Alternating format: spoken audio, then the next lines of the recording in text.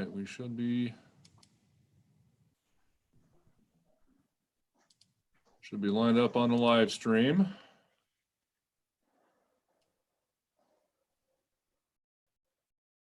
Screen up.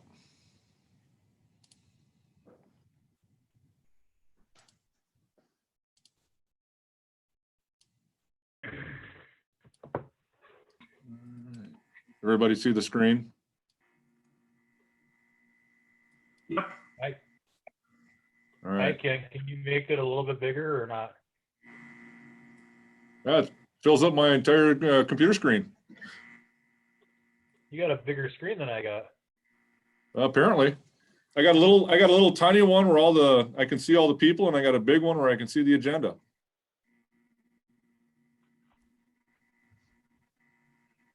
My kid has 3 screens on his computer.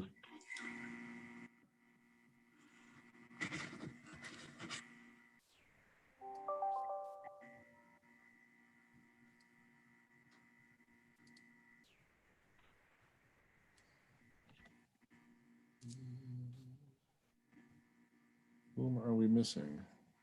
Mick.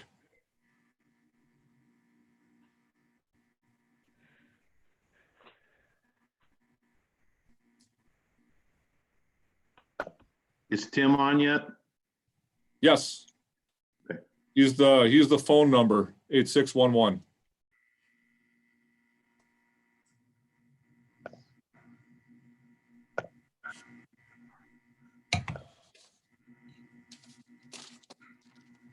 Yeah, the only council member we're missing right now is Mick. Okay.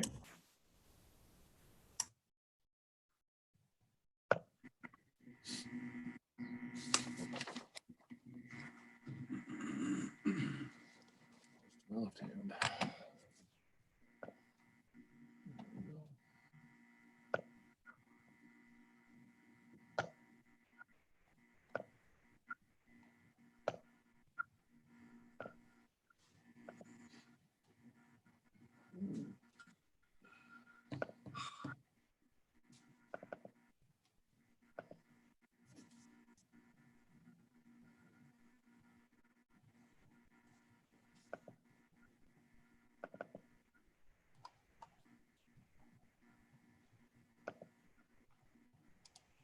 There comes Mick.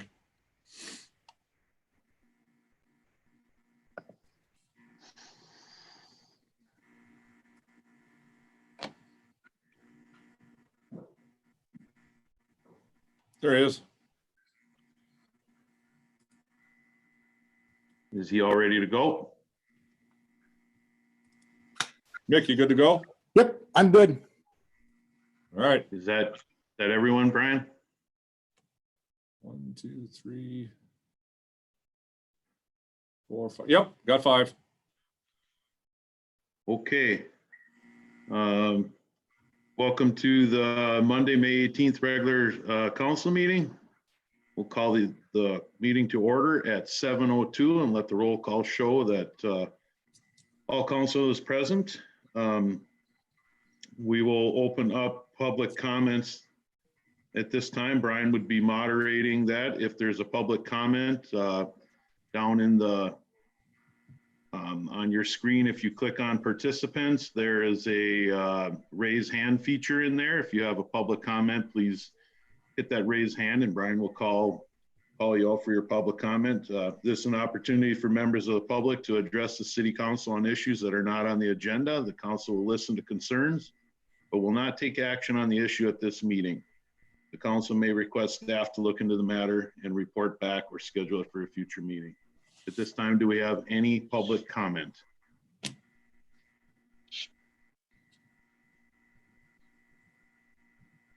All right, seeing none, we'll move along. Are there any additions or deletions to the agenda?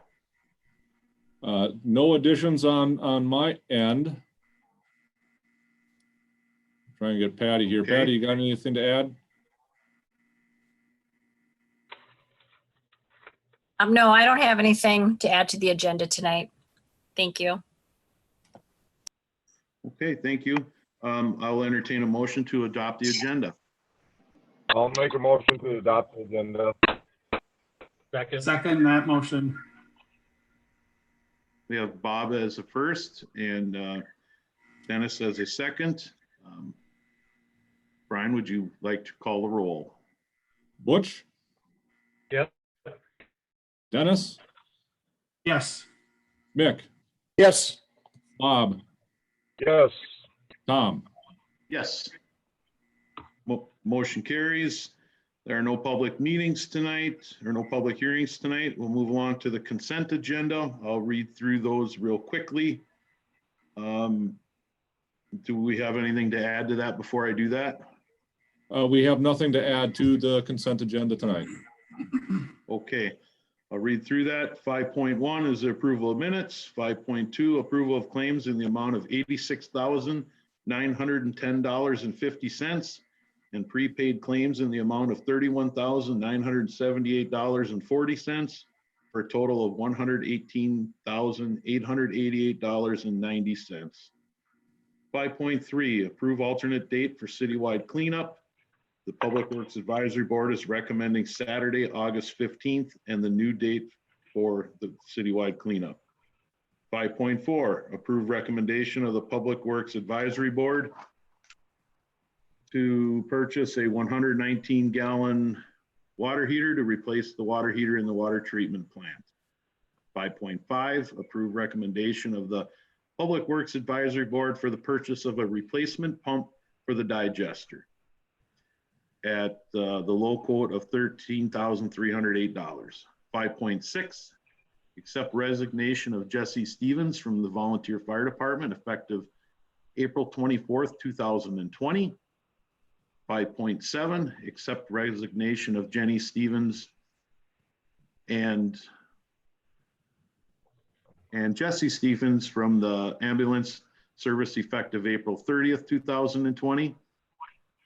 5.8, approve septic hauler Jamie Fessel doing business as Fessel Trucking Renewal. 5.9, approve recommendation of the Planning and Zoning Commission to authorize the issuance of a building permit for Palmer Bus to construct a roughly 22,000 square foot cold storage building in accordance with the submitted site plan, state building code, and design requirements.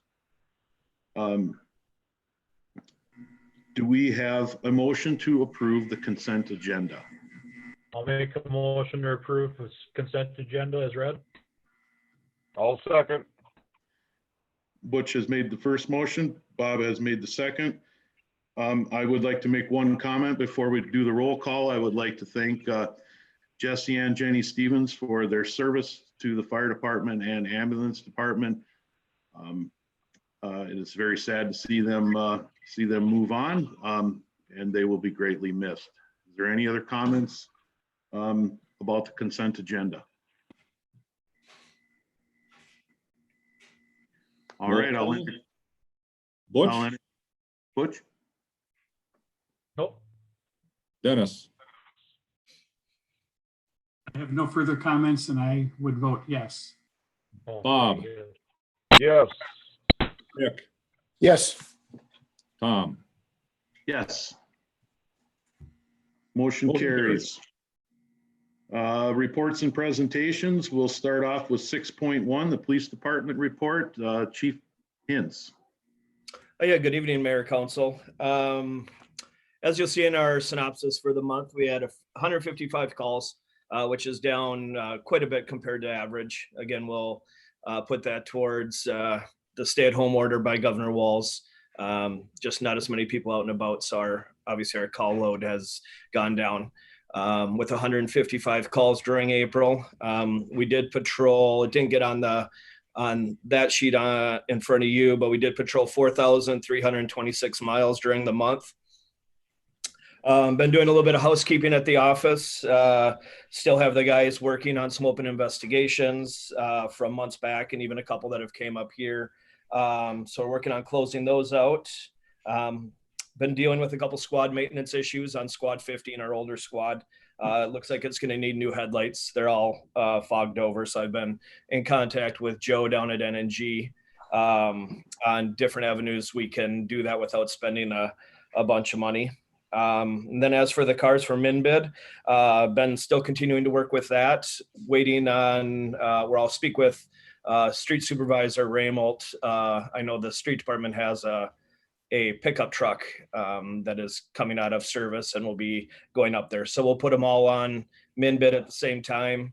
It's kind of my goal would be to have all the vehicles down between, or probably just north of the PD there, just so people can come take a look at them when they are posted to Minbid. But other than that, it's been business as usual. Any questions?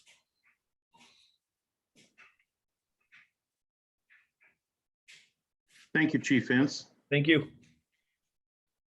Okay, we'll move along to 6.2, the Public Works Report. I see we have both Shane and Chris here. Which one would like to go first? How about Shane? Yes, sir. Oh, I'm on mute. Nope, no, you're not. I got you off. Okay. I've flushed the hydrants in town. I've also replaced the beacon lights on the water tower. And I sent the DO probes out for maintenance, and they're back. I need to get them back in the ditch pretty quick now. And otherwise, we've been working with on the Palmer Bus Company water prop issue for the sprinkler system.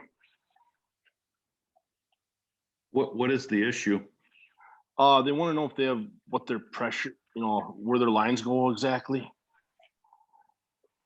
Okay. Yep. Say, Shane, how did that 5 inches of rain, how did the plant hold up with all that rain this weekend? 2.222 million gallons today. I'm guessing most of that was rainwater? Yeah, that'd be my guess. It probably about almost 2 million gallons, a little less than 2 million gallons would be rainwater probably. Ooh. Wow. Yeah.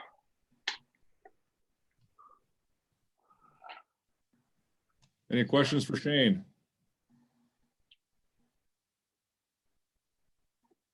All right. Okay, let's move along with to Mr. Ramo. Thank you, Shane. Mr. Ramo? Good evening, Mayor and council members. Kind of give you a brief update of what's all been kind of going on with us. Been out, we did a lot of cold patching, getting the main potholes that we have out in town. I know there's still a lot more. We're hoping to maybe get out and get some regular mix here shortly. In the next day or two, we plan on hopefully having most of our crosswalks painted in town. As most of them are starting to disappear, so we need to get them repainted up. Guys have been out busy doing street sweeping, trying to pick up as much as we can that way. I've been busy with Chris Kavik, engineer, working on our 2021 project and also getting ready to ramp up for hopefully 2020 project coming up here late June, maybe late July, sounds like something like that. For right now, we have some soil samples we have to get done for up in Circle Drive for the 2021 project. And then we're also going to be working in the parks and trying to get bathrooms repainted on the inside and outside, especially down at Memorial, and get that stuff going. So otherwise, business as normal. Equipment's running, so no major breakdowns as at this time. We have had our new mower that goes behind the John Deere tractor. We have been using that here periodically for the bigger areas and keeping everything mowed down nice with that. So it's a great addition. Any questions? I have two. Oh, Dennis has a question?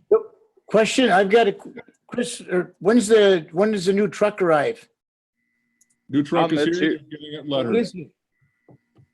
All right, Dennis. Question for you, Chris, when you're painting crosswalks, will you be painting the curbs with the new stop signs near the Legion, or have they been painted already? We will be painting them at that time. Our first priority right now is to get the white across. make our crosswalks first. Try to get all our white done first, and then we'll come back and do all yellow at the same time. It's a lot easier to get one paint going before you try to get another one mixed in there. So Sure, good, thank you. Butch, did you have your hand up? I did. I was just gonna ask about the new truck if it was ordered and if they're gonna try to get it out any sooner for us. new plow truck is ordered. Nothing on anything that's I don't think it's gonna happen any sooner than basically that 13 months. So I have not heard anything, so. Mayor Iser. Can you hear me? My screen went dark here, so. Yeah, you're on. Okay, I have two comments. First off, I think the sweeping, the informing on social media about what streets are being swept has been working well. I received some positive comments on that, so thank you for doing that. And then lastly, and we can touch base more tomorrow. When was the last time that the ditch cleaned west of the Welco development? West of Walco. So the Welco, and then it butts up to the Janowski property? Oh, So the last time that one was done, we only came up to Bob Janowski's there. It'd be just on the west. It'll be he had a big culvert there area that we had to take out. That was the last ditch thing there that we did. Now we need to start working on, I have to start working with Shane on that to start working from Bob Janowski's back to Lexington Avenue, and then kind of skip over a property there and then get in behind in the Fisher development there and go to Spruce Avenue. Okay, so there is something. Go ahead. So there you have something kind of planned in the future. I received a call this afternoon, actually an email this afternoon about apparently there's some trees that got knocked down and some wind or something that's in there, and they were wondering who was responsible to clean that up. And I thought that there was at some point there was going to be something scheduled to do some cleaning there. So I can get back to the lady who called and let her know. Do you know about when you're thinking, are you getting in there this year, or is that something next year? It's I'd like to get something done this year, but it's been, trying to get bids out and stuff like that, and, trying to help Shane out as much as we can because he's more ahead of that now. So we're trying to get him into the rope of getting the bids ready and stuff like that, trying to help him out. So we've been so busy with everything else, and now with the 5 inches of water. If you do know where those trees are down and if they are impeding water flow, please shoot me an email tomorrow and I will take a look at it and see if we can get them out of there. Yeah, I do. I'll shoot you. I'll follow up. I'll forward the email to you. It is impeding the water flow, and that's what they're concerned about. It's kind of on the south end of Welco there, but I will forward that email to you, and you can take a look at it then. Sounds great. Thank you. Yeah, we generally schedule the heavy duty ditch cleaning in December, January, when it's all frozen up and it's easier to get in there. But for the tree removal, that's something we got to do. If it's, like I said, if it's impeding, we have to do that. I actually got a call today. There was a tree that tipped over and was laying across the railroad tracks. So we got a hold of the railroad company and told them about that to get that taken care of. All that rain, I think, really softened stuff up around those ditches. Oh, yeah. Any other questions for Mr. Ramo? Okay, I'm going to move us along to administration into 7.1, and then I'm going to actually log out and then log back in while Mr. Warneman, he's going through his little spiel. My screen just says Zoom on it, so I got to try and re-log in. If I have any issues, I will text Brian, and Dennis, you'll be acting mayor at that point. So We can, 7.1, we can see and hear you. yeah, I can't see anything though, and it's just a Okay. little awkward without the agenda. So I'm just gonna log out real quick and log right back in, but we'll just go to 7.1, consider ordinance number 5-2020, amending chapter 10. And I'll be right back. Thank you. Yep. Okay, so this is the ordinance that would be amending chapter 10 of the Montgomery City Code. Chapter 10 is the nuisance code, and Tim walked through this with council at the last meeting. Went through all the different changes, recommendations were made. I did speak with Tim this morning, and there is one additional recommendation that he has made, and I'm going to scroll to it right now. There it is. I'm going to highlight it.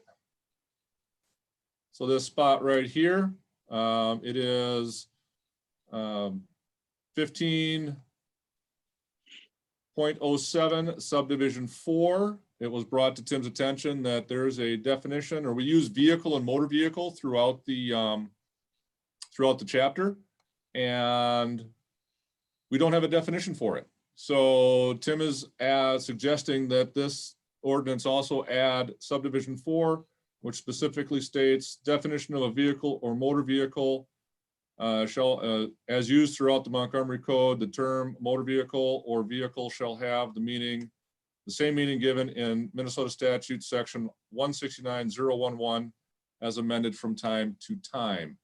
So I'm going to turn it over to Tim. You are off mute. Tim, you can go ahead and provide any additional information. You've done a great job of laying it all out. It's just an additional thing we need, and we need to have definitions, or people will say, well, I have a snowmobile that I have on my property and I don't have to get rid of it because it's not a motor vehicle or it's not a vehicle. And we can respond to this by saying, no, it is, because it falls under the definition of either vehicle or motor vehicle under the state statutes. And we want to use the state statute definition rather than coming up with one of our own, because the state statutes definitions have been litigated to such an extent that we all know what it means. So rather than creating a new definition that we would have to litigate from time to time, we have the state definition, which has been litigated to death. And so it's the way to go, and it's the way I'm recommending, and that will take care of situations that Dan Seepson runs into when he goes to someone's house and there are old cars that don't run, old snowmobiles that don't run, old motorcycles that don't run. You get the picture. And so that's it for this change. The rest we went through the other about a couple weeks ago. Yeah, all the other changes that were recommended by the council have been incorporated into this final draft. So any questions that council may have of Mr. Wondermundy on ordinance number 5/2020, amending the nuisance code? Mr. McGuire. So this brings back this discussion from several years ago with the motorcycle repair shop, where we had two different definitions, and we determined that motorcycles were not considered motor vehicles, where the downtown business district prohibited, I forgot the exact wording, but automobile repair shops or motor vehicle repair shops, and we allowed a motorcycle repair shop to be set up because motorcycles, and I might be a little bit wrong here, but motorcycles were not considered motor vehicles, if I remember that discussion right, because that I didn't like the way this was worded back then, because to me a motorcycle was a motor vehicle, and we allowed a motorcycle repair shop in the B1 district because they were not considered motor vehicles at the time. So does this have any relation to that past discussion from 3 years ago? Or I'm just thinking that we got hung up on that, and that's why we have a motorcycle repair shop now in the B1 district, because motorcycles were not considered motor vehicles at that time. I don't recall that specific discussion, but this would control. This language specifically says that throughout the Montgomery City Code, the definition of vehicle and motor vehicle contained in the state statute will control. And so that should not be an argument any longer. Now, if it's a situation where, because what we're dealing with in this section is inoperable, unlicensed and inoperable motor vehicles. Okay, so So- that's different, but then in other parts of the code, then motor vehicles would be considered, if they're operable, they're considered different then. If they are operable, the definition of motor vehicle still holds. You are correct, Mick. So this definition is intended to be the definition throughout the Montgomery City Code of what is a motor vehicle and what is just a vehicle. Okay, I mean, I don't know if anybody else remembers those discussions, but we allowed a motorcycle repair shop in the B1 district when the code says no I think it says automotive repair shops in the B1, and we allowed a motorcycle repair shop there because I we didn't recall that consider motorcycles as motor vehicles. I do recall that conversation, Mick. I believe that was just held within the Planning and Zoning Board, though. I believe I was on the Planning and Zoning Commission at that time when we discussed this. You are correct. I do recall that. Yeah. And maybe That was- you're right, Tom. Maybe it was P and Z and not the council. Yeah, that was specific to chapter 11, which is the planning and zoning. And that has been fixed in the code there. Butch, you have your hand up. Well, now that we've allowed that and he's somewhat established his business there, be kind of like pulling the rug out from underneath them in bad times to try to do anything now, wouldn't it? No, and I'm not proposing that. I think you're grandfathered in, so. Yeah, and it's the B3 district that was the issue. Okay. And like I said, the planning commission took that up, and if another group comes in, because it was vague in the permitted uses, and now that's been cleaned up. Yeah, okay, all right. Sorry to bring it up, but I just wanted, as soon as I saw this, I thought, okay, I remembered there was quite a discussion on that, so. Yep. Okay, sorry. Any more discussion regarding 7.1? All right, hearing none, I will entertain a motion to consider ordinance number 5-2020. Butch To has got his adopt hand it. raised. Okay, To adopt. adopt it, not consider it. Yep, to adopt. I'm sorry. I was just reading off the paper.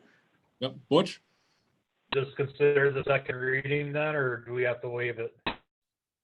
This is considered the second reading, so you would be making a motion to approve ordinance 5-2020 as amended and authorizing summary publication. Okay, I'll make the motion to approve ordinance 5-2020 and approve publication. Summary Second. publication. Summary publication. Yeah. Second, All right, Butch has a first, Mick has a second. Hearing no further discussion, all those in favor, Brian will call the roll. Butch, Aye. Dennis, Aye. Mick, yes, Bob, All right, Tom, Aye. Motion carries. 7.2, consider approval of ordinance number 6-2020, amending chapter 14 Montgomery Residential Rental Code. All right, I'll kick this one off and then pop it back over to Tim. This is again a second reading. This is something the council considered and went through at their work session the first part of May. This cleans up a few areas in the rental code that Mr. Warner Mundy pointed out to help prosecution a little better.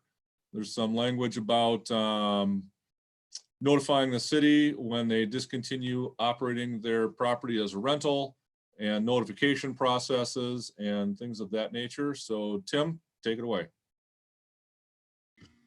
I'm actually going to be concise for a change. I know you're all welcoming that.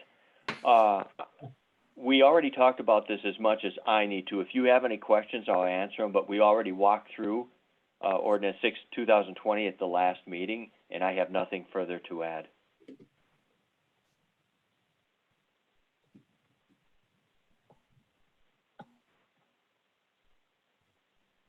Council have any questions on the proposed ordinance? No. I'll make a motion All to right, I adopt. will- Go ahead, Mick. I'll make a motion to adopt ordinance 6, 2020. And authorize the summary publication. I'll second that. Second. Mick has the first motion. Mr. Lombrick has a second.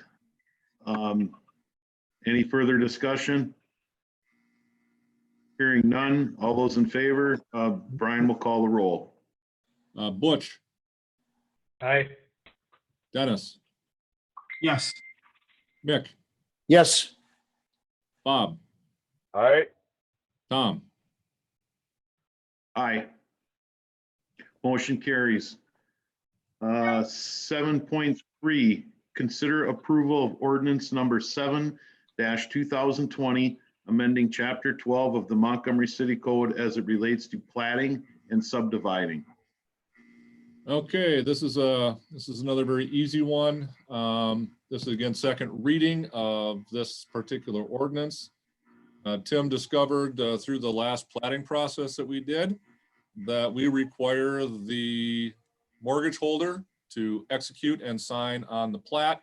That's not necessarily something that is done anymore. And so right here, we've got amending 1225.03 sub 1D, item number 4, or item number 1. It's allowing the mortgage holder to basically sign off and agree to having the property platted. Is that correct, Tim? That's correct. It's a separate consent document.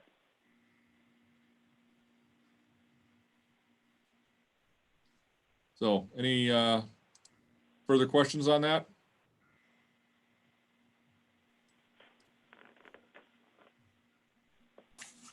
Unmute.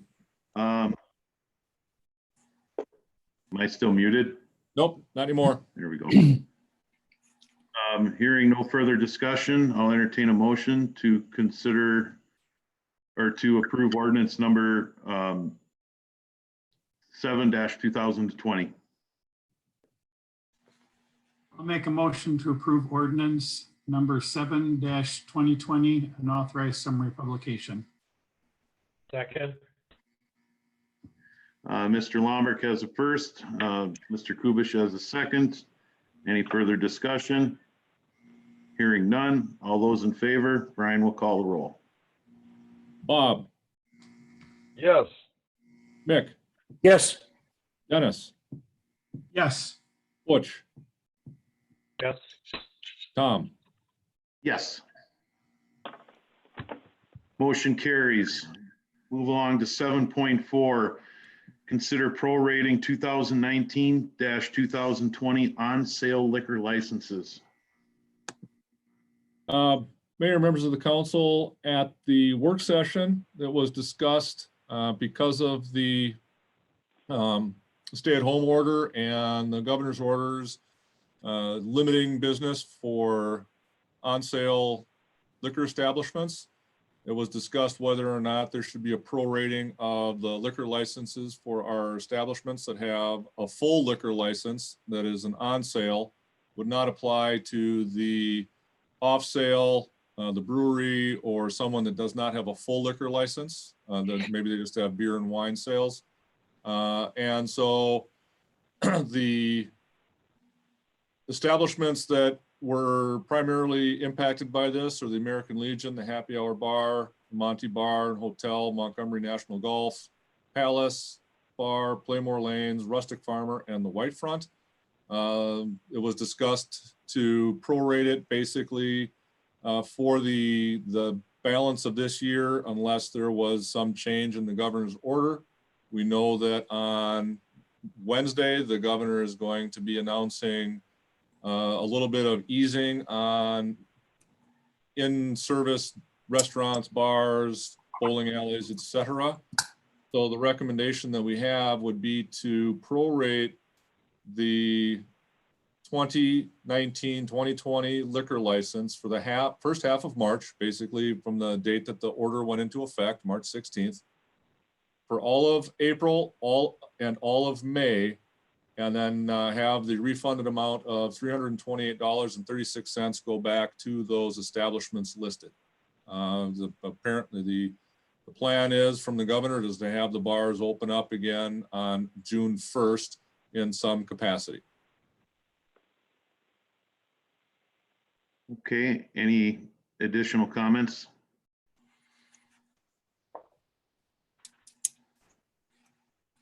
Okay, hearing none, I'd entertain a motion to approve prorating resolution 30-2020. I'll make a motion to approve. Which was it? No, sorry, 30-2020. 30-2020. Second. Butch with the first, Bob with the second. Any further discussion? Hearing none. Do we have, question please? Do we have, because it's a resolution rather than an ordinance, there's no publication requirements? No publication requirement. Okay, thank you. Good question. Brian, would you like to call a roll? Certainly. Bob, Yes. Mick, Yes. Dennis, Yes, Butch, Yes. Tom. Yes. Motion carries.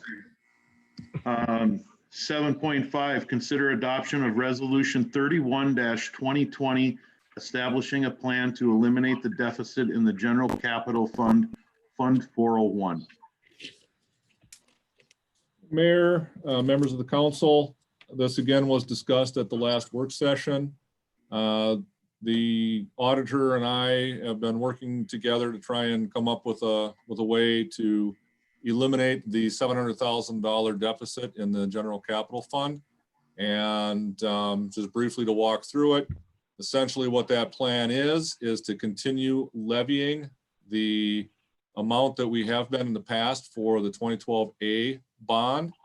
As you can see, it cash flows itself without that levy until it expires or matures in 2026.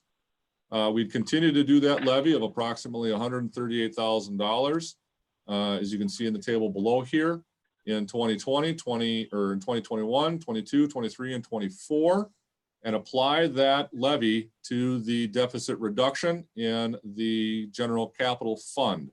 In addition, we would, the council would declare a surplus in the 2011B bond of approximately, or the 2007B bond of approximately $42,000. That would be applied to the general capital fund this year. And then when the 2011B bond expires or matures in 2021, we will have a similar resolution that any remaining dollars in that fund would be declared surplus and also applied to that general capital fund. So by the year of 2024, the deficit in the 401 fund would be $67,000, which is approximately what would be left in the 2000A bond when that's finally paid off in 2026. We've discussed all the advantages to that. The resolution formalizes that plan so that we will plan for that $138,000 levy to go into that deficit reduction plan, declares a surplus in the 2007 B fund, and transfers those dollars into the 401 fund. Any questions?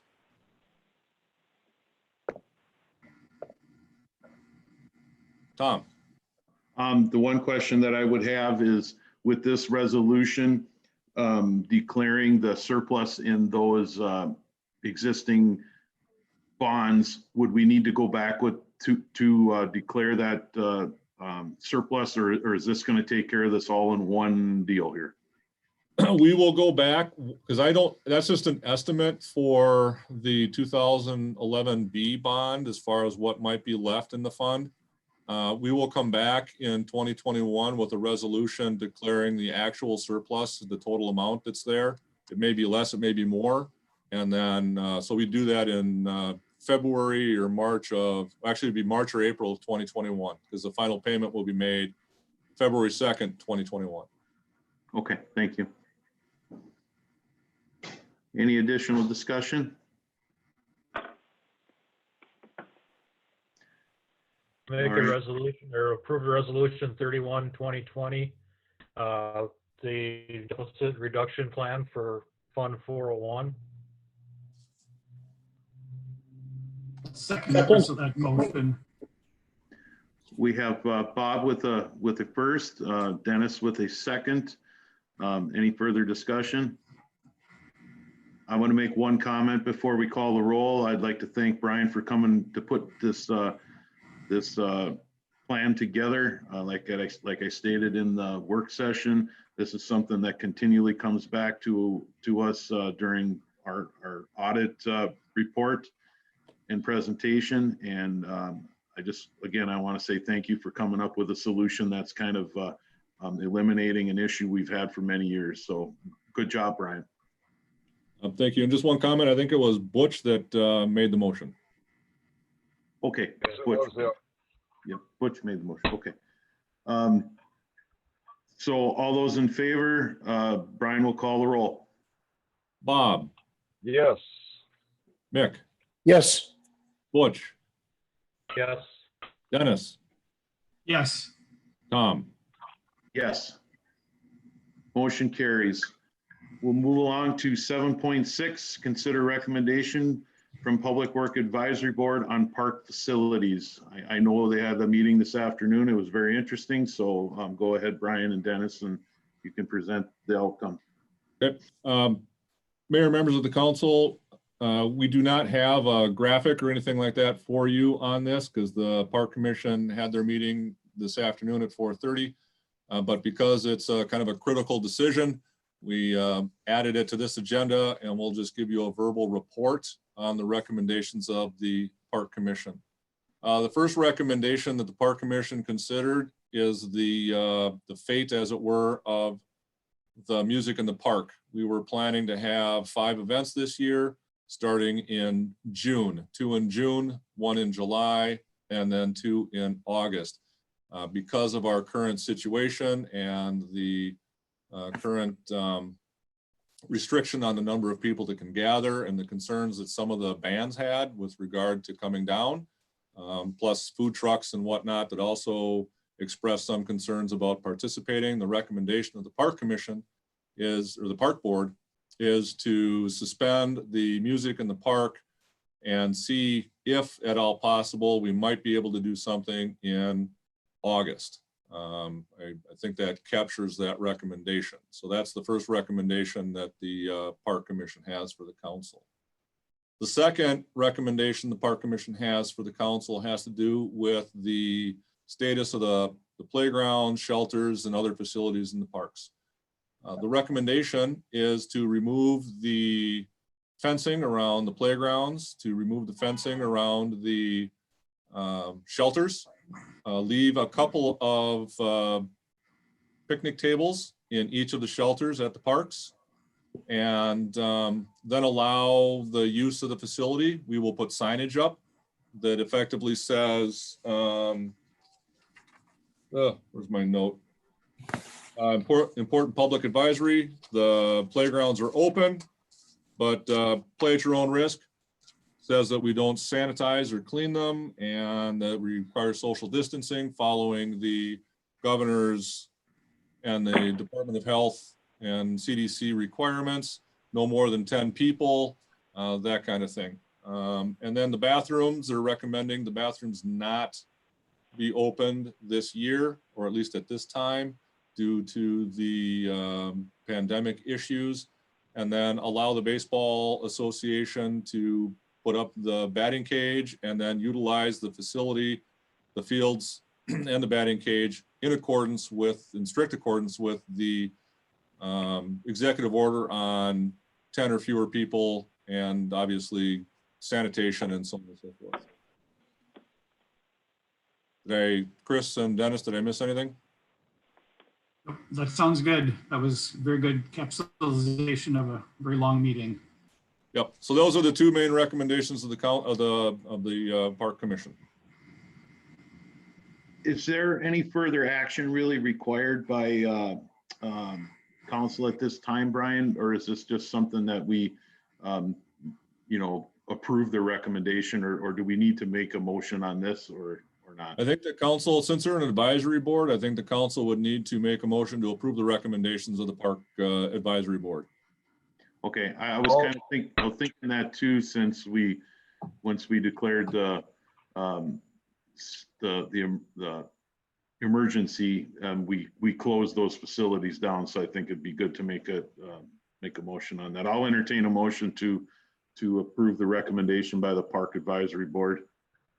I'll approve the recommendation of the Park Advisory Board. I'll second the motion. We have Bob with first, Dennis with a second. Any further discussion? Hearing none. All those in favor, Mr. Heck will call the roll. Bob, Yes.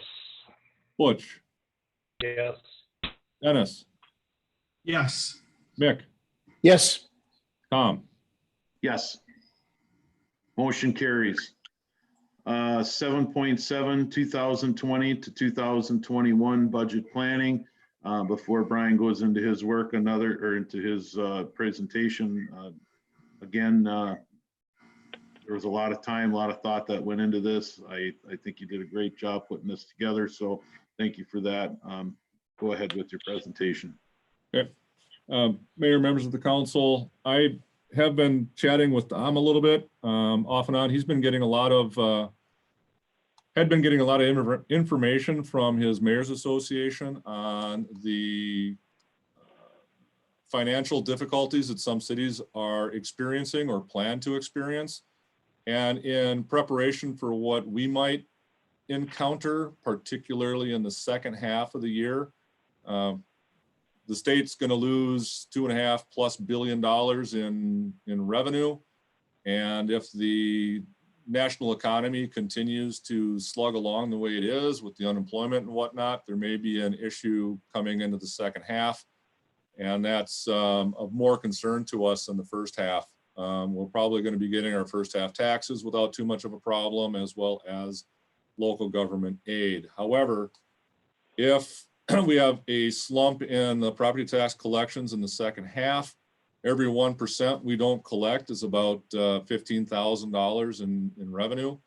And if the state continues to have a real downturn in their revenue projections, there may be a threat to local government aid. Those are the two primary sources of revenue that the city has. We're fortunate in a way not to be reliant on a local sales tax or a local food and beverage tax or anything like that. So we don't have a revenue loss from that perspective. I worked with Chris and Kenny and Nate on this. We tried to do this without touching any of the full-time employment compensation hours or any of those kinds of things, and to try and leave the basic service levels as is. we were able to trim, based on our April numbers, about $150,000 from the budget, which is about 5.8%, and we were targeting 5%. This doesn't mean that we're gonna jump in and do that right now, but those are the areas that we have identified, and we'll go through those real briefly. And the big issue that I think will probably cause the most discussion with council, the community is very fond of their mosquito spraying. Our recommendation at this point is not to do mosquito spraying. It will save about $10,000 in chemical overtime, gas, and other wear and tear on our vehicles. When we spray, we have to do it either early morning or late in the evening. There was some discussion about this at the Park Commission. We do a ground treatment for mosquitoes, or we had done a ground treatment for mosquitoes in the parks. That might not continue either. So that's the big item that kind of I'm throwing out there. It's about a $10,000 item for us. Tree removal is another thing that we do quite frequently, but we're looking at only doing those trees that are health and safety hazards to the public, not just doing random tree trimming and taking out a tree because it doesn't look nice and things like that. If it's an actual hazard, then we would go in and remove it. Street maintenance would be scaled back. We'd still be patching potholes and doing emergency repairs, but we wouldn't be calling in contractors to do wide area patching and repairs on the streets. Parks, we have one person in the parks that is a part-timer. We usually have two that cut the grass. We'd go to one, and that person would only come in to cut the grass. Minimal grooming and work on the trail, on the ball fields and things like that, just enough so the kids can play on them and do that. So that's what we have. Contractual services would be cut back, and training and conferences would be suspended unless you've already paid for it and it's been arranged. Other than that, we won't be scheduling people for out of office training and conferences for the balance of the year. The exception there is the fire department. They've got some mandatory training that they have to do. And then I did talk with Nate about this. If there is something that is required and mandatory for an officer to go to, we'd figure out how they can get that training in. But for the most part, we're cutting down all unnecessary expenditures. As I said, that should come to about $150,000 in savings. For 2021, the issue there is what happened in the last fiscal crisis back in 2011. The legislature enacted levy limits. If the state's revenue continues to go down as it is, and if cities, one way cities make up revenue is by raising levies, the concern of the legislature is that they don't want cities to be doing that, so they may consider levy limits. I have not heard anything about that yet. I don't anticipate that will be there, but we have to be prepared for that. And so what we would be looking at for 2021 planning would be to focus really only on what the labor costs would be and hold our operations pretty much at where they are for 2020. And that would be about a 2.5 to a 2.75% increase. That health insurance has a big play on that. We know we've got staff that are guaranteed 2% bump plus stuff. So as we go through the budget planning for 2021, that's what we're going to be looking at. Just basically staff and labor adjustments. So, any questions that council has on this?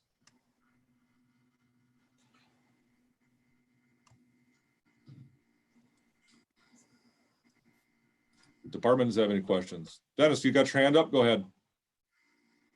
I'm going to go back to mosquitoes. How many times do we treat the park and how many times do we spray mosquitoes? Can we still do a smaller version of said thing and save money, but still be providing some sort of relief?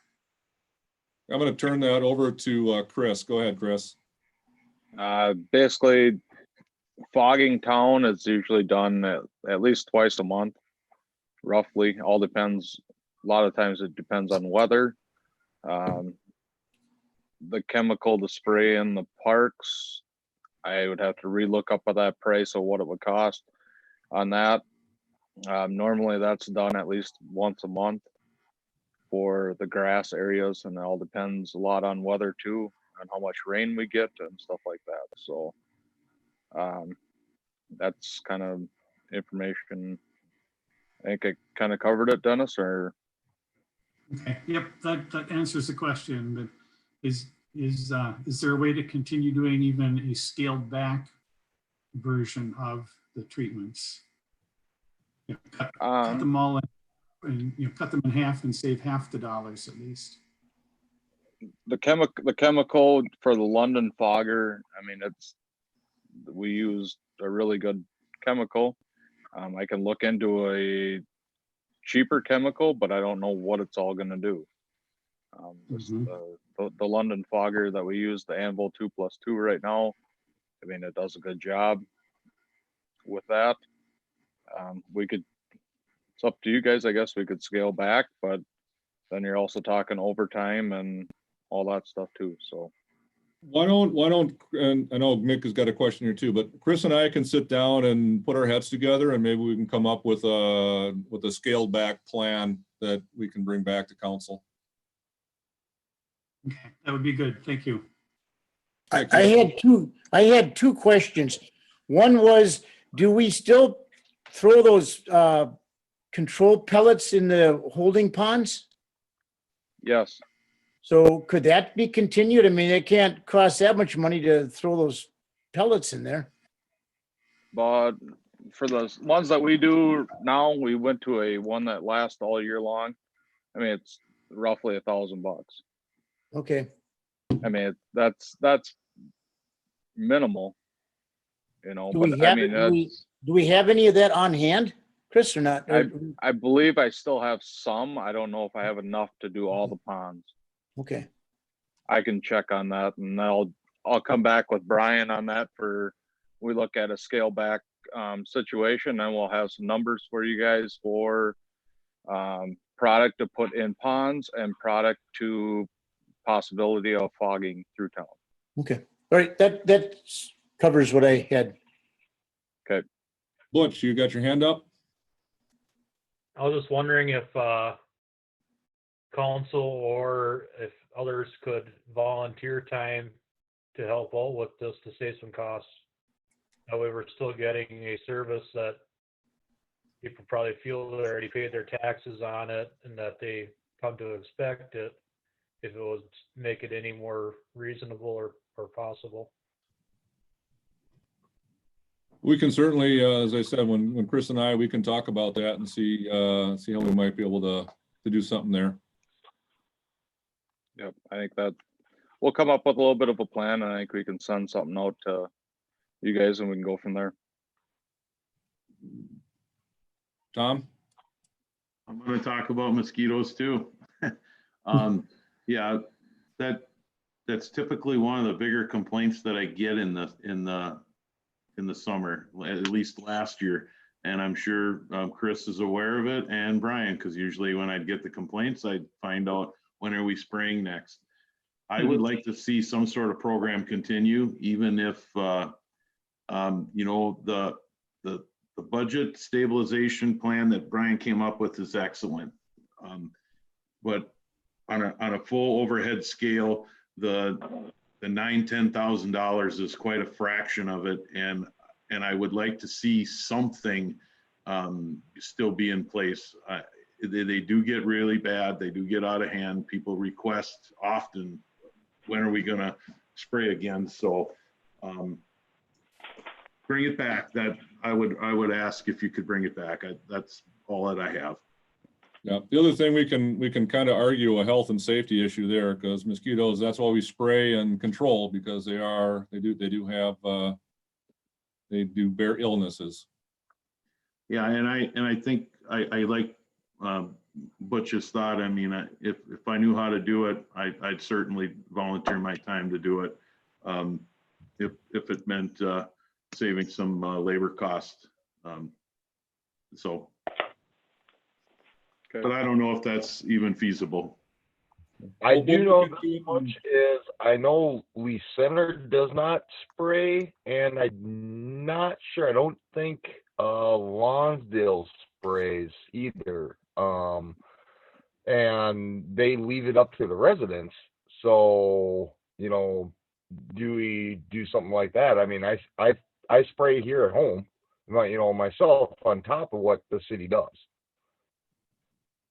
So Lonsdale, actually, I believe they contract with a service to Mhm. spray, and we actually kind of talked about that last year, Chris and I did.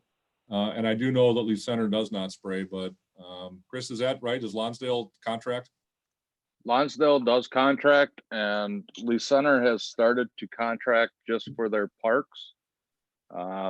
For up at by their swimming pool area and stuff like that. They use Mosquito Squad out of Mankato, I believe, for that one.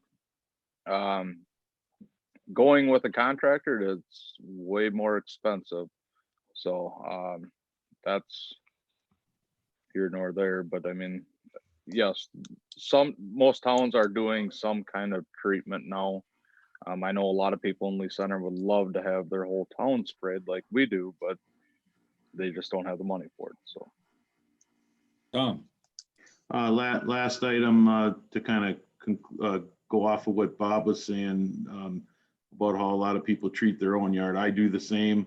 I can't recall the name of the product. I know it's the same product that Chris uses in the park because after he told me what it was, I purchased it myself.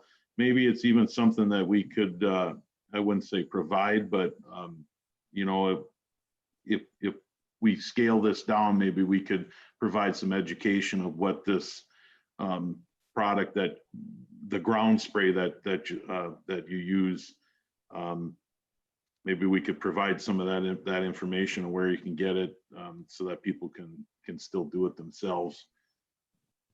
Amazon, that's where I got mine. That's where I got mine. I bought a case of 4. It's good stuff. I use it too. I use it up the lake. Butch, yep. I was see I believe it's called Telstar.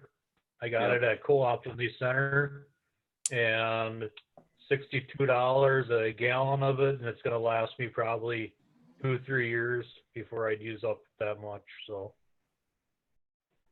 yep. We can certainly put that in a newsletter and get the information out so folks can treat their own lawns if they desire to. But Chris and I got the message. We'll put together a plan to see if we can still provide mosquito control at a little scaled back level. Okay, thank you. And again, good job to you and all the staff for coming up and making concessions to stabilize our budget in this time. Hopefully we don't need it. We can all hope for that and we'll be in a better position. But I think being prepared for something that may happen could help alleviate some of the pain and the moans and groans that we all felt in 2008 and 2010. So I got Butch got his hand up again. Butch?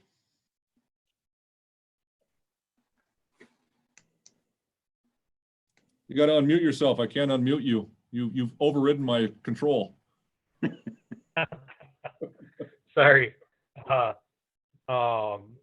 know at the end of the year when we have our audit, or the beginning of the following year, if we aren't within the reasonable means of our budget, if we don't use, or if we have too much surplus or vice versa, will this have any effect on that? So what would really be beneficial is if we ended up with a lesser amount of expenditure, and then those dollars will roll into the general fund undesignated reserve. So it will actually benefit us going forward, because then we would have additional dollars to draw from if necessary. Does that answer your question? Yeah, thank you. I just wanted to make sure we don't end up in a pickle later on. Yeah, no, cutting our anticipated expenditures will definitely benefit us going forward. Thank you.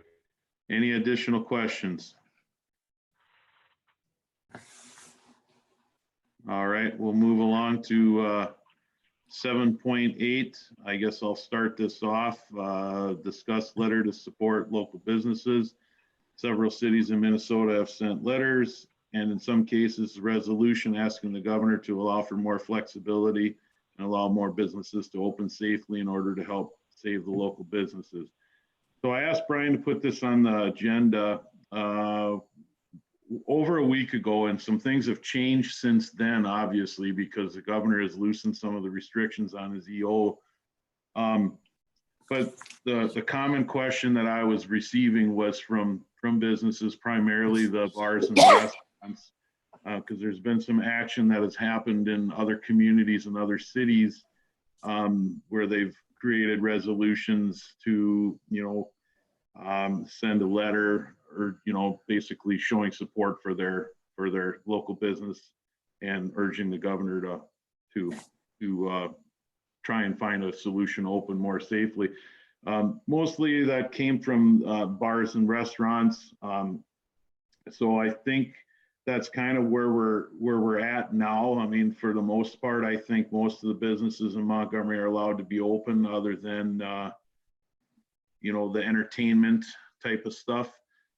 So I wanted to gauge council's thoughts to see if they'd be in support to do something similar. I think it's important that we show our businesses that we support them. And I think, we're not breaking any executive order by doing that. It's just showing some sort of support for our businesses that we're trying to urge the governor to open things up a little bit. Now, I wasn't aware, Brian made a comment earlier that Wednesday we should hear some more restrictions lifting and some plans coming up. So maybe some of this maybe not that necessary or urgent at the time, but I personally feel that we need to support our businesses in any way that we can. And with that, I guess I'll leave it off to Brian if he has any additional comments on that, but before opening up the council with any questions or any of that. No, I know that this has been going around in my professional association. A lot of city managers, administrators have been approached by their councils to see what they can do to elicit basically support that not every situation is the same, and to basically look at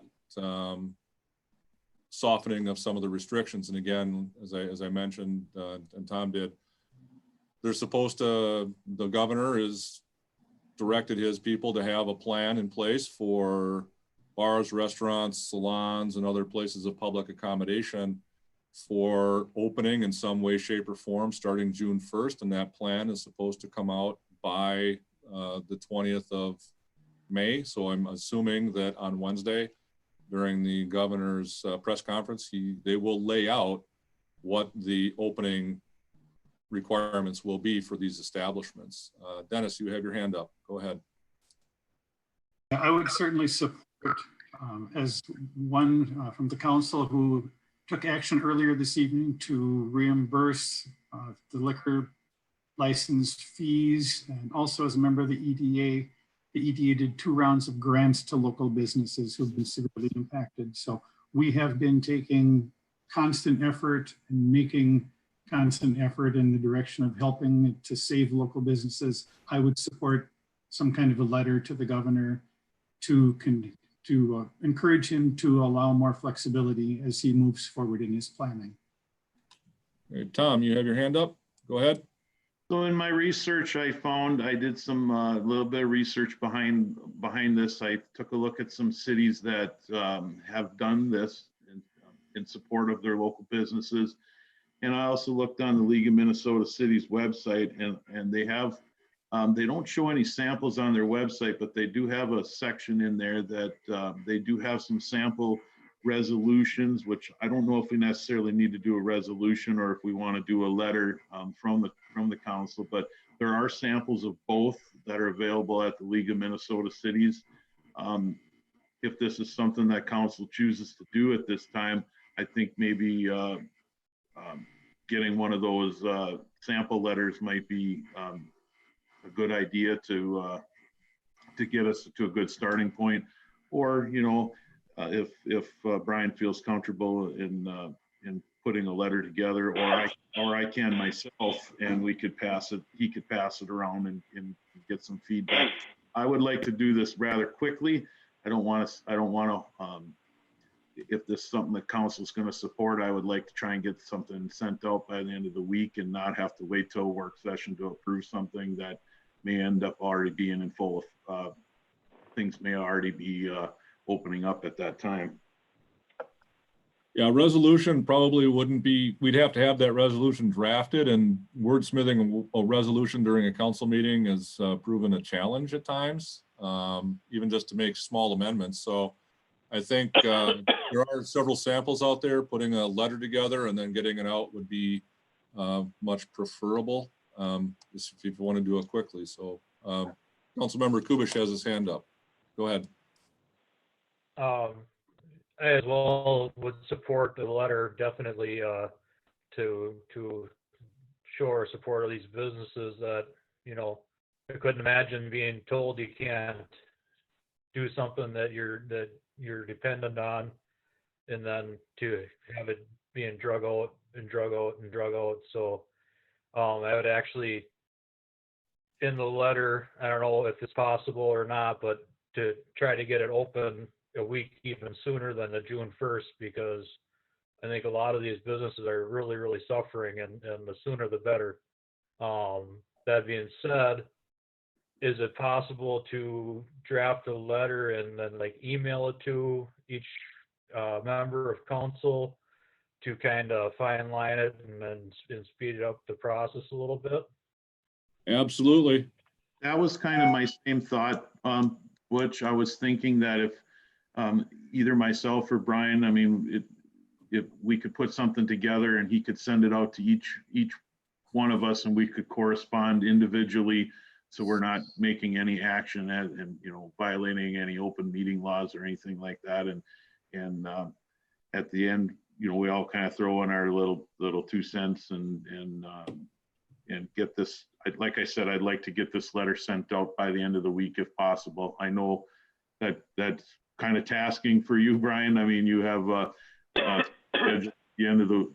at the end of the week, so I'd be more than willing to put it together and send it off to you. I could probably have something to you before noon tomorrow, if unless you think you have time to take care of that. That'd be entirely up to you. I can take a look at a couple of samples and rip something off pretty quick and get it out to you guys tomorrow afternoon for review and editing. Okay. Bob, you got your hand up? Go ahead. Yes, I do. I completely support, let's send a letter, and, you know, it's just our mainstay of Main Street is by, you know, a lot of it's bars, stuff like that. And, we need to, try and keep these, establishments going as much as we can. You know, if they're, you know, I know I'm not going to condone opening, but, you know, I've already heard from people that they're just ready to open. So I don't know what they want to do, but, I think, we definitely need to send them a letter, send a letter of some sort at least.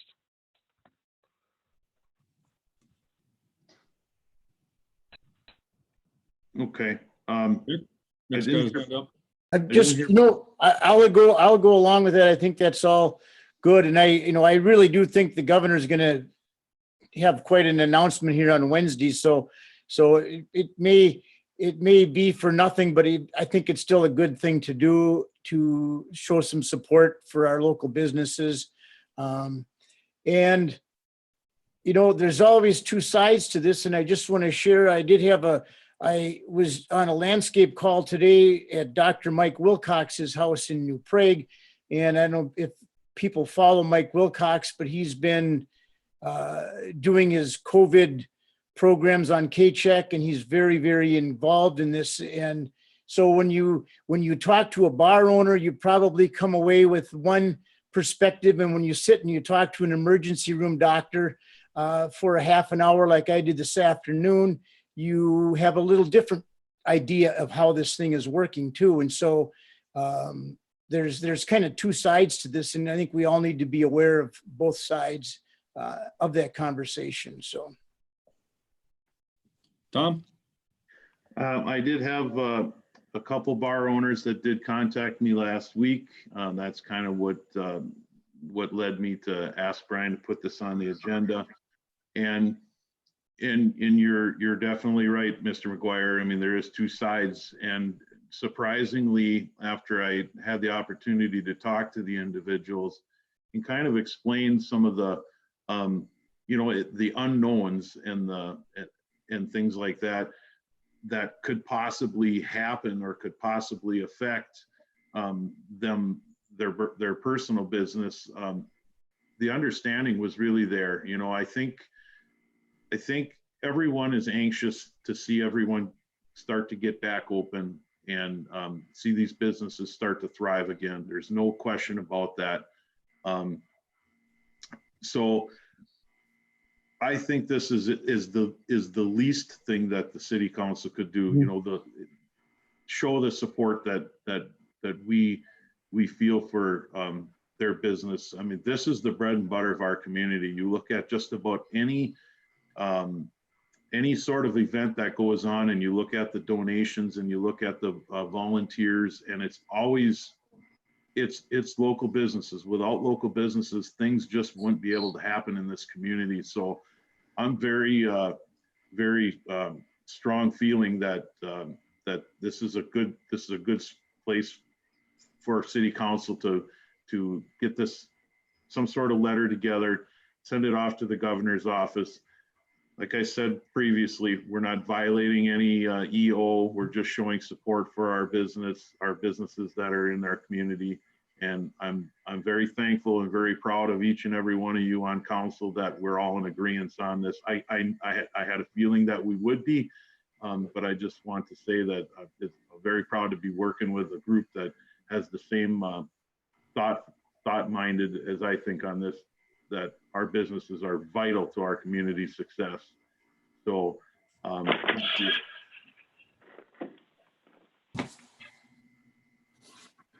So do you want an action or a motion on that, or just basically the consensus that you get, that we're all in support of this, Brian?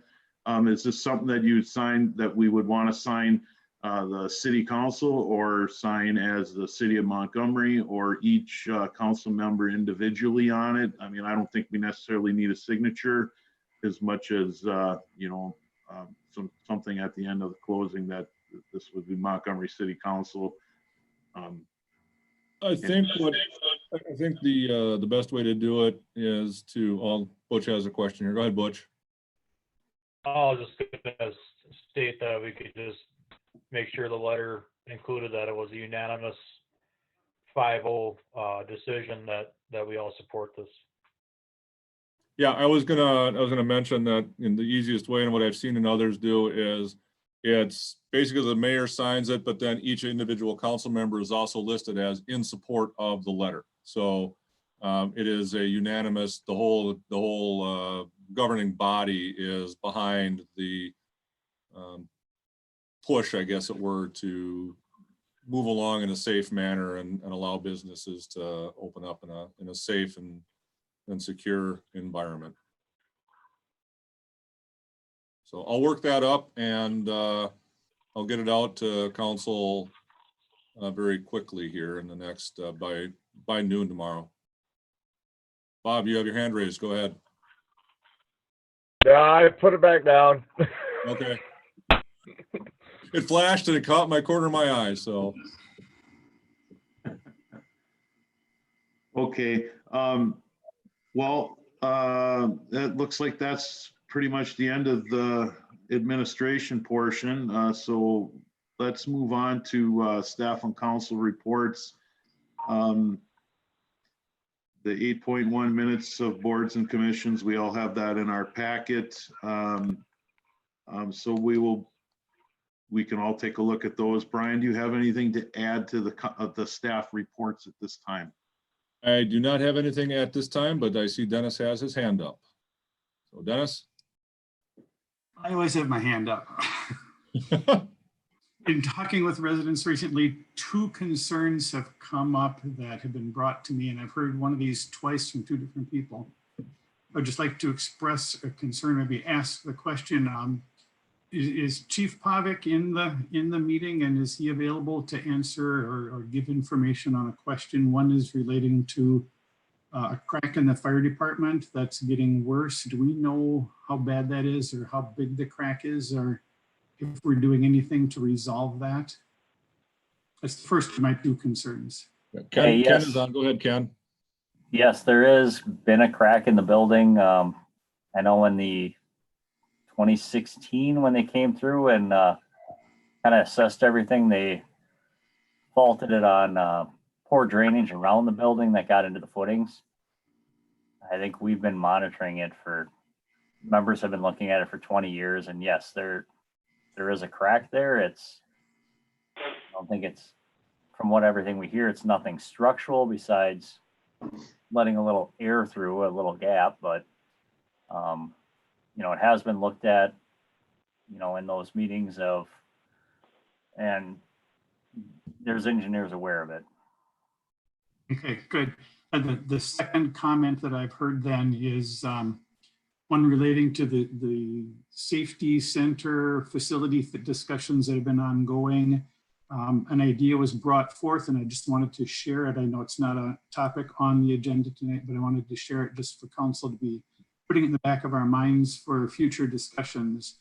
The discussion was that I had with residents related to vacating the alley just north of the fire station, building a new bay, a truck bay width wide, full length of the building, which may be able to accommodate 2 full-size trucks and maybe the ambulance in a new space, and then relocating a smaller vehicle, perhaps a pickup truck size vehicle, into the current ambulance bay.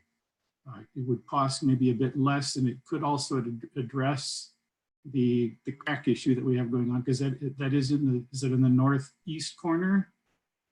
That is correct. Yep. The Okay, crack so is in the northeast corner.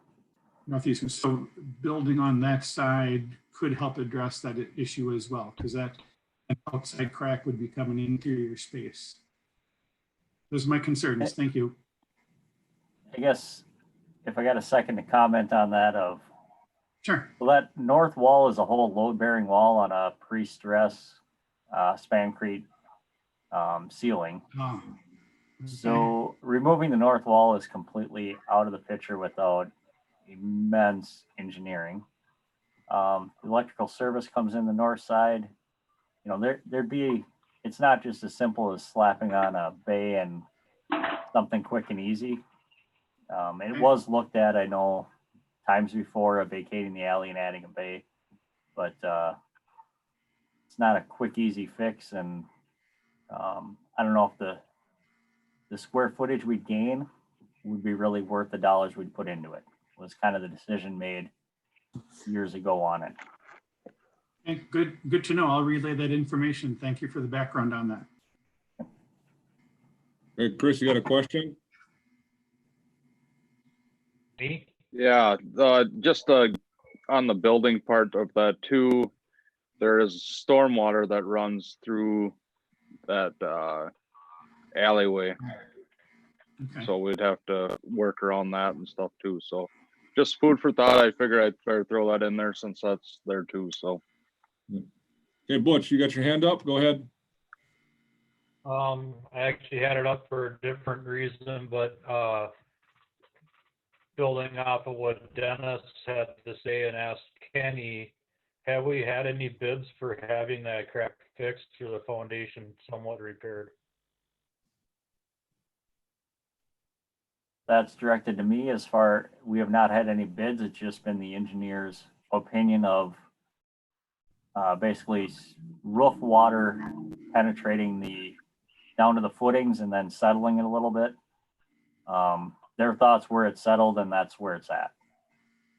We have not received any bids on repair in the 7 years that I've been here. And the engineer, what Kenny said, that also, I guess that there may have been some compaction issues. There was a basement that was dug there, and then they filled it in when they built the building because they didn't want the basement. And there may have been some compaction issues around that area that is causing that corner to settle more than the others. And then just correction on my consent agenda on the vote. You broke up really bad before that. I thought you were asking if I had any questions, and I said no, and I was actually voting no. So I wanted to make sure I corrected that. Okay. Yeah, I got you down as a yes. Okay.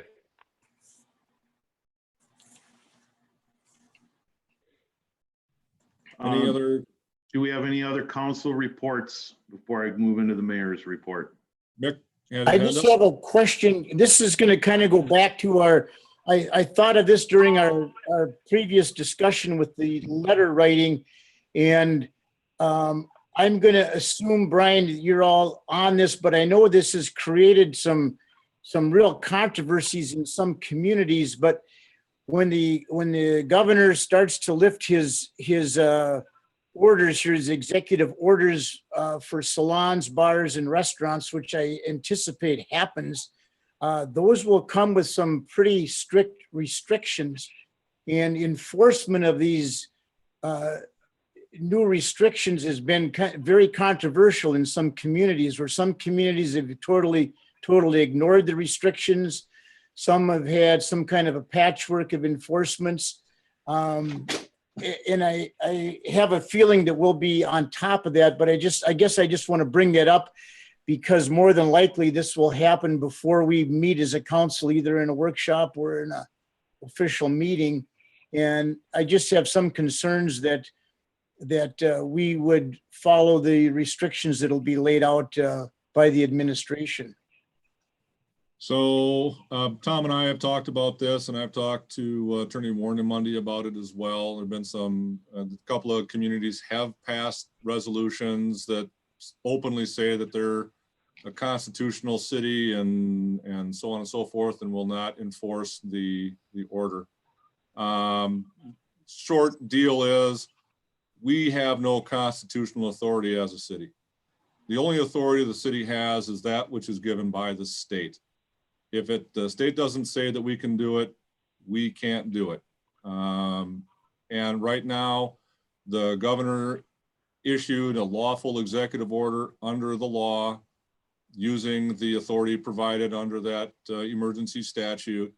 And it is the law unless a court decides that it isn't the law or is beyond what the governor authority is. So if there is a complaint or if there is something that comes through, we are professionally, ethically obligated to enforce that order.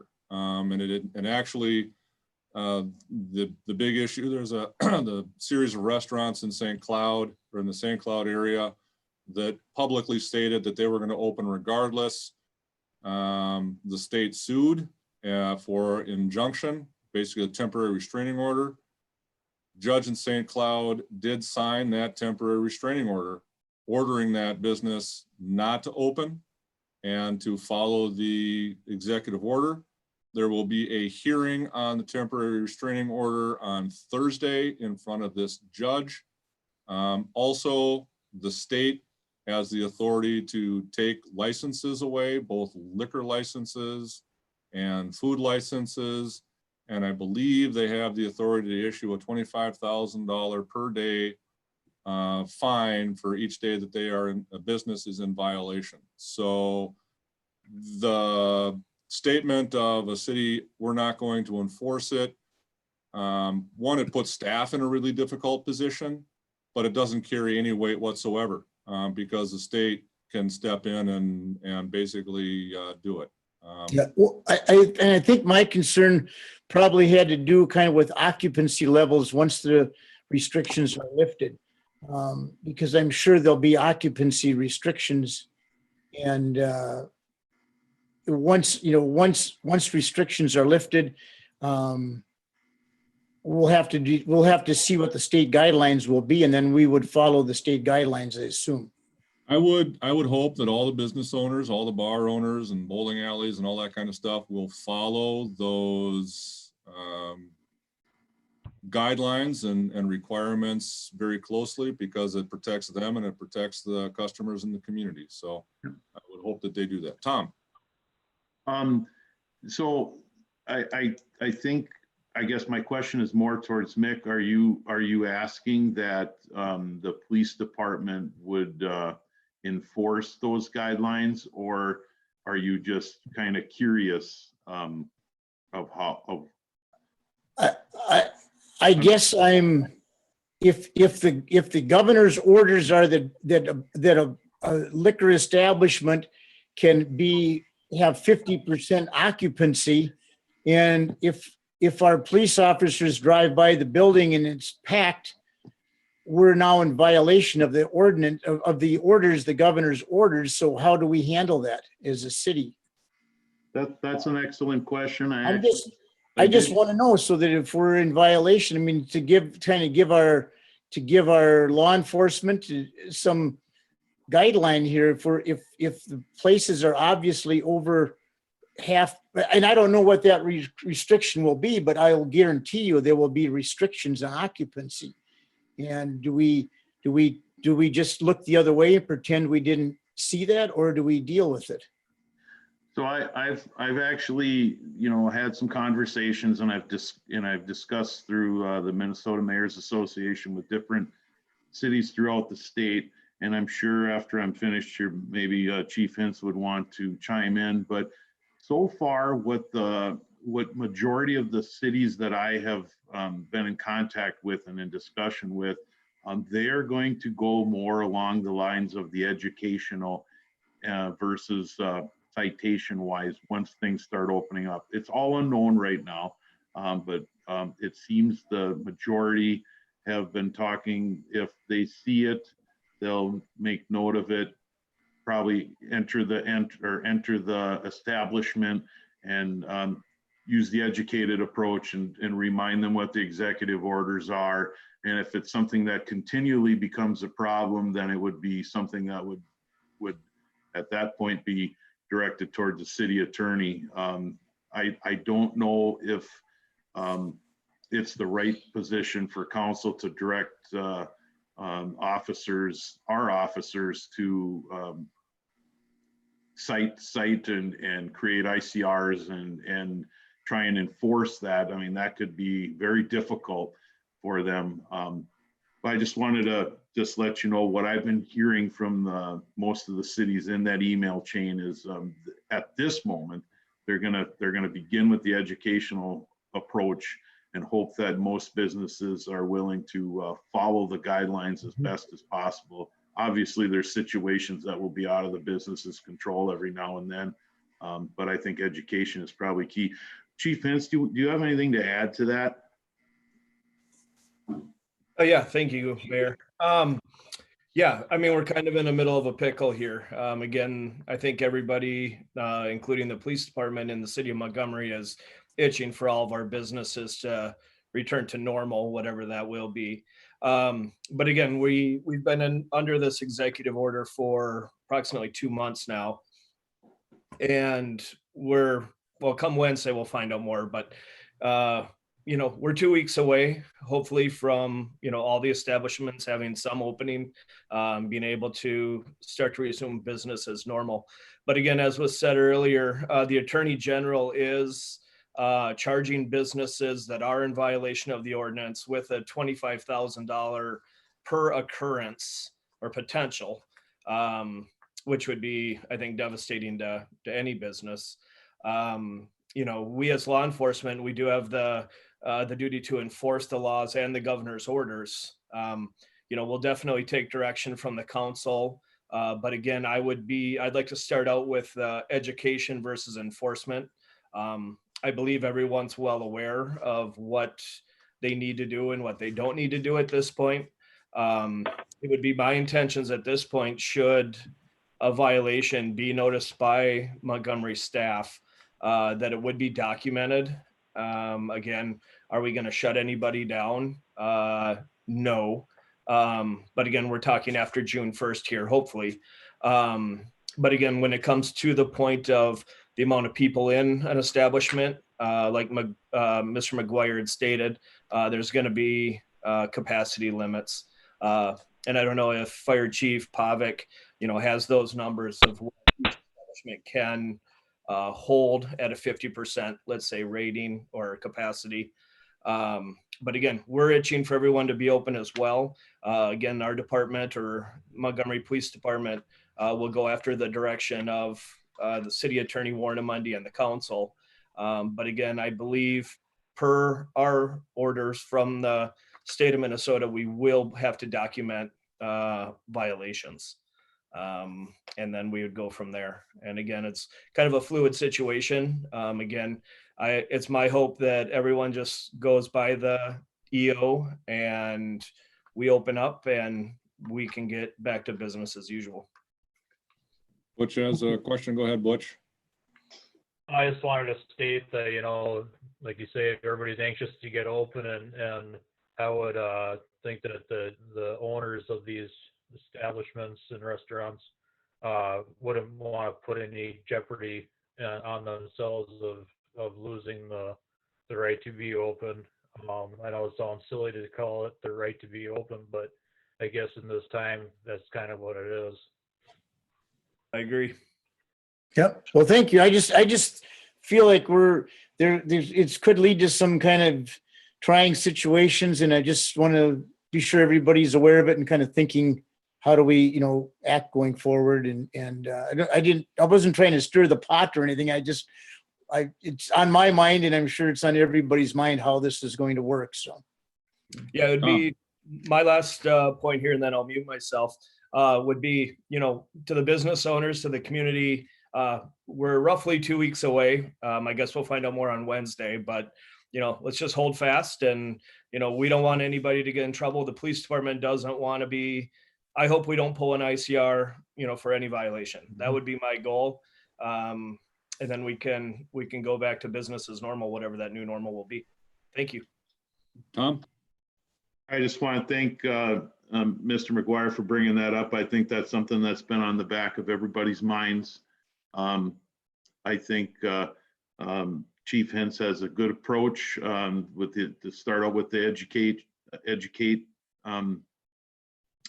method instead of citations or enforcement. I think that's the best that we can do as a city.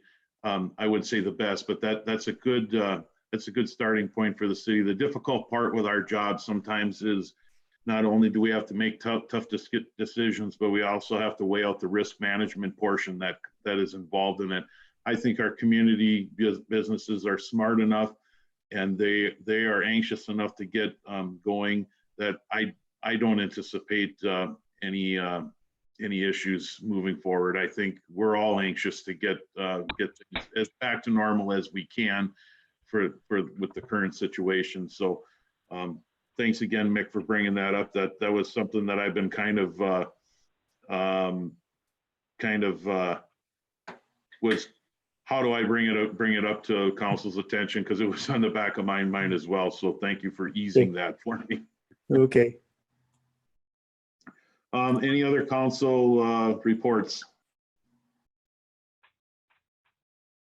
All right, well then we'll move into the mayor's report. I have just a couple questions for Brian. I know he and staff have been working on providing a safe work environment as things start opening up at some point.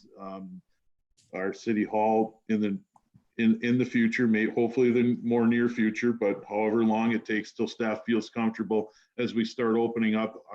How are preparations going so far? I know you had talked about doing some sort of service window or something like that.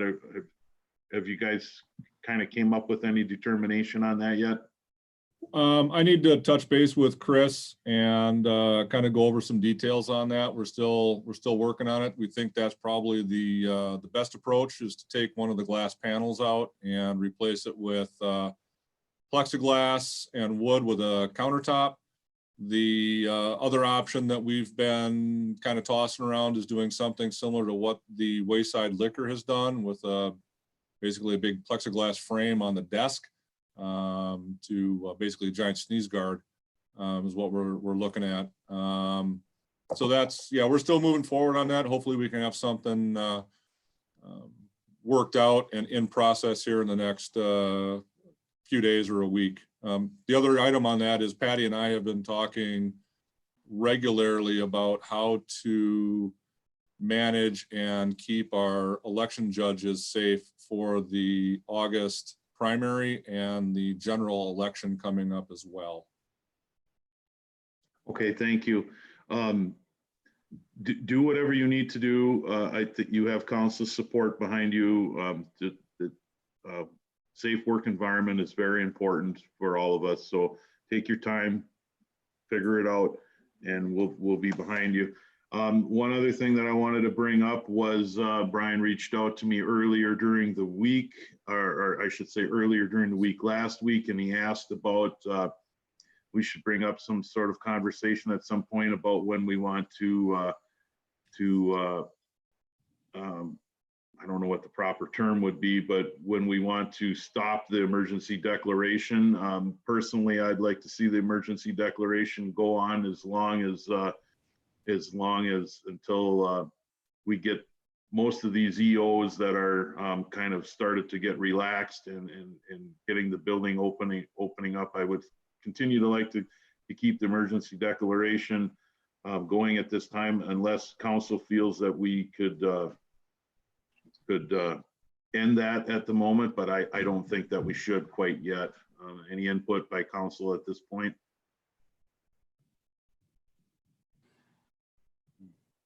No? Okay. No, I guess I've had that same thought.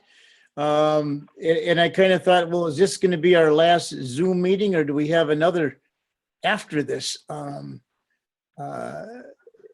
so I guess I'll let somebody else handle that, make that decision. And if you Well, gee, want me to thanks. come to the building, I'll come. If not, I'll do this again. So. Okay, I think we're all anxious to get back together and have some meetings a little more normal, but like I said, let's leave the emergency declaration in place the local emergency declaration in place at this time. We'll see what happens with the governor's decision on the state level. And we can always discuss that.